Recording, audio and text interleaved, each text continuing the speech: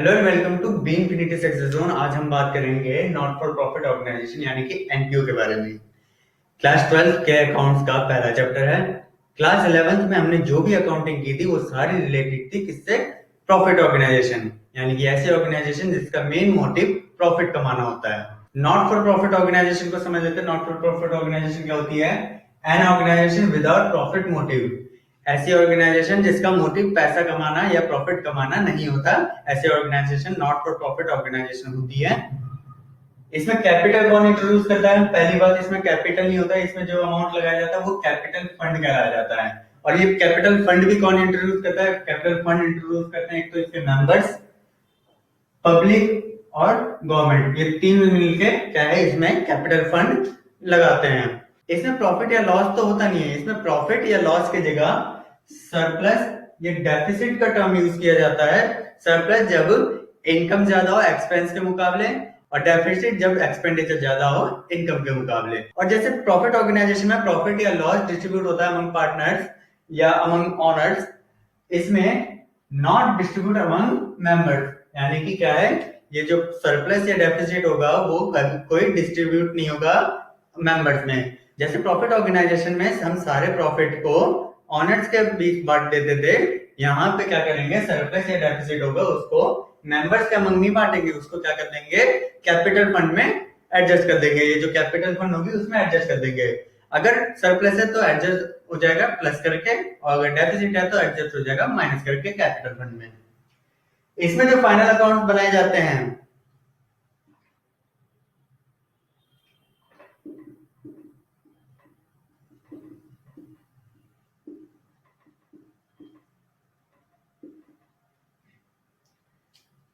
Not for profit organisation में जो financial statement बनाई जाती है वो,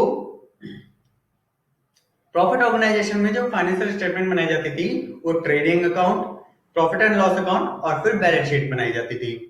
इसमें पहले बनाई जाएगी रिसिप्ट्स एंड पेमेंट अकाउंट, ठीक है, उसके बाद इनकम एंड एक्सपेंडिचर अकाउंट और बैलेंस शीट। इनके बारे में बात करेंगे आगे, पहले थोड़ा समझ लेते हैं। और एग्जाम्पल इसके नॉट फॉर प्रॉफिट ऑर्गेनाइजेशन के example school, hospital, NGO, welfare society, cultural clubs etcetera. ये वो ऑर्गेनाइजेशन है जो प्रॉफिट के लिए काम नहीं करती, और ऐसी ऑर्गेनाइजेशन क्या कहलाती है? नॉट फॉर प्रॉफिट ऑर्गेनाइजेशन कहलाती है। तो दोस्तों एनपीयू में जो क्वेश्चन आएगा वो फाइनेंशियल स्टेटमेंट से रिलेटेड आएगा। फाइनेंशियल स्टेटमेंट में तीन अकाउंट बनते हैं, एक तो रिसिप्ट एंड पेमेंट अकाउंट, उसके बाद इनकम एंड एक्सपेंडिचर अकाउंट, और एक बनता है लास्ट में बैलेंस शीट। ठीक है, दो अकाउंट और एक बैलेंस शीट बनती है। ठीक है, रिसिप्ट एंड पेमेंट अकाउंट की सबसे पहले बात कर लेते हैं। Receipt and payment account similar है आपके किससे? कैश बुक से सिमिलर है। कैश बुक जैसे कैश बेसिस एंट्री होती थी, सेम टू सेम इस पे भी कैश बेसिस एंट्री होगी। ठीक है, फर्क इतना है, यहाँ पे उसका अकाउंट में क्या लिखा जाता था? Particular amount, particular amount. इसमें लिखा जाएगा रिसिप्ट अमाउंट, पेमेंट अमाउंट। जो आपका डेबिट साइड रहेगा वो रिसिप्ट का साइड रहेगा, और जो क्रेडिट साइड रहेगा आपका पेमेंट्स का साइड रहेगा। ठीक है, कैश बुक की तरह ही यहाँ पे ओपनिंग बैलेंस कैश का डेबिट साइड रहेगा, कैश के साथ साथ बैंक का भी डेबिट साइड रहेगा। इन केस अगर बैंक ओवरड्राफ्ट हो तो उसका ओपनिंग बैलेंस क्रेडिट साइड रहेगा। डेबिट साइड में सारे कैश या बैंक के रिसिप्ट आ जाएंगे, और क्रेडिट साइड में सारी एंट्री हो जाएगी कैश या बैंक के पेमेंट की। इसके बाद अगर बैलेंस सीडी यानी कि कैरी डाउन कैश या बैंक में बचता है पॉजिटिव, तो यहाँ पे क्रेडिट साइड में लिखा जाएगा, और अगर बैंक ओवरड्राफ्ट हो जाता है तो उसको डेबिट साइड लिखा जाएगा, और ये दोनों अमाउंट क्या है, मैच कर दिया जाएगा। तो बात कर लेते हैं इनकम एंड एक्सपेंडिचर अकाउंट की। इनकम एंड एक्सपेंडिचर अकाउंट जो है वो प्रॉफिट ऑर्गेनाइजेशन के प्रॉफिट एंड लॉस अकाउंट के सिमिलर होता है। आप इसमें देख सकते हैं, बस फर्क इतना है, उसमें क्या था, बस फर्क इतना है, उसमें क्या था format, debit side particular amount, credit side भी पर्टिकुलर अमाउंट। इसमें क्या है, debit side expenditure amount, credit side income amount. और फर्क क्या है, उसमें जो ब्रॉड डाउन अमाउंट जो था वो ग्रॉस प्रॉफिट या ग्रॉस लॉस हुआ करता था। यहाँ पे प्रॉफिट या लॉस का तो कोई सीन नहीं है, तो यहाँ पे ना ग्रॉस प्रॉफिट ना ग्रॉस लॉस दिखेगा। सीधा हमें एक्सपेंसेस से स्टार्ट करना है और इधर इनकम से स्टार्ट करना है। एक्सपेंसेस किस तरह के आएंगे, पहले एक्सपेंसेस के बारे में बात कर लेते हैं। हमारे पास जो एक्सपेंसेस आएंगे इनकम एंड एक्सपेंडिचर अकाउंट में, वो सारे एक्सपेंस आएंगे all expense related to current year, यानी कि वो सारे खर्चे रिलेट होने चाहिए इसी साल के। पिछले वाले साल का कोई एक्सपेंस ऐसा है जो पिछले साल हमें पे करना था, वो हमने इस साल पे किया है, तो इसको हम यहाँ से हटा देंगे, उस एक्सपेंस को यहाँ पे नहीं लिखा जाएगा। ये अगले साल का हम एडवांस में पे कर रहे हैं, तो वो वाला भी एक्सपेंस यहाँ पे नहीं आएगा। और क्या होना चाहिए, एंड ऑफ स्मॉल अमाउंट, यानी कि छोटे अमाउंट का एक्सपेंस होना चाहिए, कैपिटल नेचर का नहीं होना चाहिए वो अमाउंट। ठीक है। इनकम साइड में कौन सी, इसी तरह इनकम साइड में all income related to current year, सारे इनकम जो करंट ईयर से रिलेटेड है, यानी कि जैसे कोई प्रीवियस ईयर का इनकम आना था वो आया इस साल, तो उस इनकम को हम इसमें नहीं लिखेंगे। और या तो अगले साल का कोई इनकम है हमने एडवांस में ले लिया, तो उस इनकम को भी इसमें नहीं लिखा जाएगा, सिर्फ उस साल का इनकम जिस साल का हम ये इनकम एंड एक्सपेंडिचर अकाउंट बना रहे हैं। और क्या होना चाहिए, और एंड ऑफ रेवेन्यू नेचर, और इनकम क्या होनी चाहिए, रेवेन्यू नेचर की होनी चाहिए। अब इसमें दो चीज हो सकती है, या तो इनकम साइड ज्यादा हो सकता है एक्सपेंडिचर साइड से, या एक्सपेंडिचर साइड ज्यादा निकल सकता है इनकम साइड से। अगर इनकम साइड ज्यादा है तो हमारा जो आएगा वो आएगा सरप्लस, जो कि बैलेंस शीट फिगर बनेगा डेबिट साइड। अगर एक्सपेंडिचर साइड ज्यादा है इनकम साइड से, तो हमारा डेफिसिट बनेगा, जो कि बैलेंस शीट फिगर होगा क्रेडिट साइड का। इसी तरह फिर हम बात कर लेते हैं बैलेंस शीट की। अभी जो सरप्लस या डेफिसिट होती थी, यानी कि जो प्रॉफिट एंड लॉस अकाउंट में प्रॉफिट या लॉस होता था, उसको कैपिटल में एडजस्ट कर लिया जाता था ओनर्स की, या फिर वो रिडीम कर लिया करते थे। इसमें कैपिटल तो होता नहीं है, तो क्या होगा, बैलेंस शीट में आते हैं, balance sheet liability side amount asset amount as it is रहेगा। बस फर्क क्या होगा, यहाँ पे कैपिटल की जगह कैपिटल फंड आ जाएगा। अगर सरप्लस होता है हमारे यहाँ इनकम एंड एक्सपेंडिचर साइड से, तो उसको प्लस कर लिया जाएगा, और अगर डेफिसिट होता है तो उसको माइनस कर लिया जाएगा। बाकी सब सेम है, कैश यहाँ पे डेबिट होगा, बैंक भी बाकी सब कुछ सेम है। एसेट साइड में पूरा वही cash, bank, non current asset सारा, और यहाँ पे non current liability, current liability. इसके अलावा कैश अकाउंट की जगह उसके अलावा कैपिटल अकाउंट की जगह कैपिटल फंड आएगा, बस इतना सा फर्क है। बाकी अमाउंट ये दोनों ही सेम होगा, सेम टू सेम है। बैलेंस शीट तो बैलेंस शीट में कुछ फर्क नहीं है, बस कैपिटल अकाउंट की जगह कैपिटल फंड अकाउंट है। तो दोस्तों अब कुछ ऐसे टर्म के बारे में बात कर लेते हैं जो आपको सिर्फ एनपीओ में सुनाई देने को मिलेगी। कई सारे इनकम या कई सारे एक्सपेंस ऐसे होते हैं जो प्रॉफिट ऑर्गेनाइजेशन में नहीं होते, वो सिर्फ एनपीओ को मिलते हैं, या एनपीओ ही उसको खर्च करती है। ठीक है।